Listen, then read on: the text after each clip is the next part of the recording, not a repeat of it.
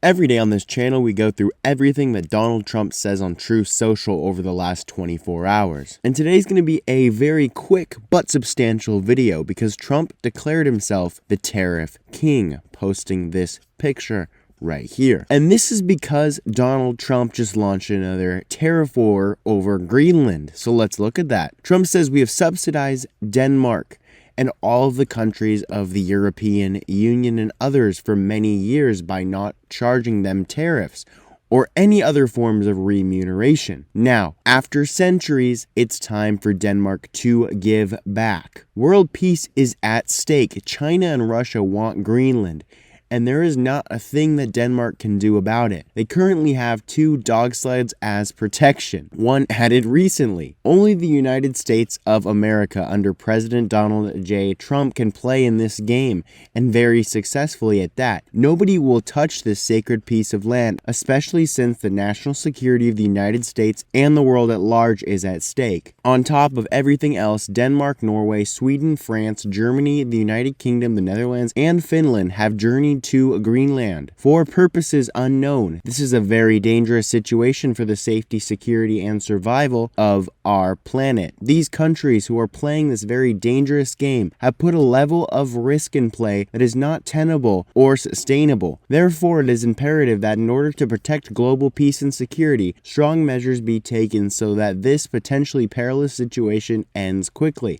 and without question. And here's the big news. He says starting on February 1st, 2026, all of the above mentioned countries, Denmark, Norway, Sweden, France, Germany, the United Kingdom, the Netherlands, and Finland, will be charged a 10% tariff on any and all goods sent to the United States of America. On June 1st, 2026, the tariff will be increased to 25%. This tariff will be due and payable until such time as a deal is reached for the complete and total purchase of Greenland. The United States has been trying to do this transaction for over 150 years. Many presidents have tried, and for good reason, but Denmark has always refused. Now, because of the Golden Dome and modern-day weapon systems, both offensive and defensive, the need to acquire is especially important. Hundreds of billions of dollars are currently being spent on security programs having to do with the dome, including for the possible protection of Canada. And this very brilliant but highly complex system can only work at its maximum potential and efficiency because of the angles, meets, and bounds if this land is included in it. The United States of America is immediately open to negotiation with Denmark and or any of these countries that have put so much at risk despite all that we have done for them, including maximum protection over so many decades. Thank you for your attention to this matter. So you heard it there, guys. A 10% tariff in February and a 25% tariff in June.